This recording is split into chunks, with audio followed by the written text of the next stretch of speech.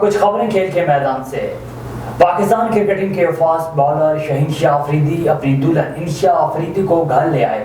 کراچی میں قومی ٹیم کے فاسٹ بالر شہنشاہ آفریدی اور سابق کپتان شاہد خان آفریدی کی بیٹی انشا آفریدی کی شادی کی تقریب منعقد ہوئی، جس میں اہل خانہ، رشتہ داروں اور قومی ٹیم کے ستاروں نے شرکت کی۔ قومی ٹیم کے کپتان بابر اعظم شادی کی تقریب میں شرکت کے لیے دبئی سے خصوصی طور پر کراچی پہنچے اور انہوں نے شہین کو اس مبارک موقع پر مبارکباد پیش کی۔ شادی کی تقریب میں سابق کپتان مصباح الحق، سابق کھلاڑی سعید انور اور شوبز انڈسٹری کے ستارے بھی شریک ہوئے۔ یاد رہے کہ شہنشاہ آفریدی اور انشا آفریدی کا ولیمہ 21 ستمبر کو اسلام آباد میں ہوگا، جس میں کئی ستارے رونقیں بکھیریں گے۔ واضح رہے کہ شہین آفریدی اور انشا آفریدی کا نکاح رواں فروری میں ہوا تھا۔ ICC ورلڈ کپ 2023 کا آفیشیل ترانہ کل ریلیز کیا جائے گا۔ BCCI نے ترانے کا ٹائٹل دل جشن بولے رکھا ہے۔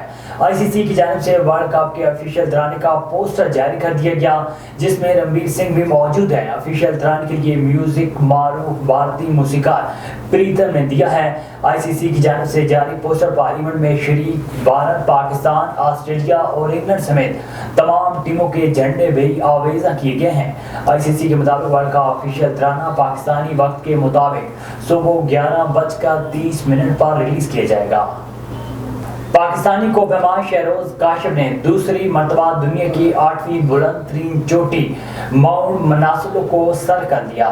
نوجوان کوہ پیما شہروز کاشف اس مرتبہ 8163 میٹر بلند چوٹی کی ریئل سمٹ پوائنٹ پر پہنچنے میں کامیاب ہوئے۔ وہ پاکستانی وقت کے مطابق صبح 5:01 پر مناسلو ٹاپ پر پہنچے۔ شہروز کاشف نے 2021 میں پہلی بار ماؤنٹ مناسلو سر کیا تھا۔ بعد ازاں 2021 میں ہی یہ انکشاف ہوا تھا کہ مناسلو کا ریئل سمٹ پوائنٹ 4 میٹر آگے ہے۔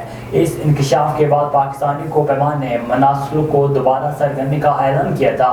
اگرچہ شہروز کاشف اور ان کے ساتھی سرباز علی کی سمٹ کو قانونی تسلیم کر لیا گیا تھا، لیکن دونوں ماؤنٹینئرز نے اعلان کیا تھا کہ وہ اصولوں کی پابندی کرتے ہوئے حقیقی سمٹ تک جائیں گے۔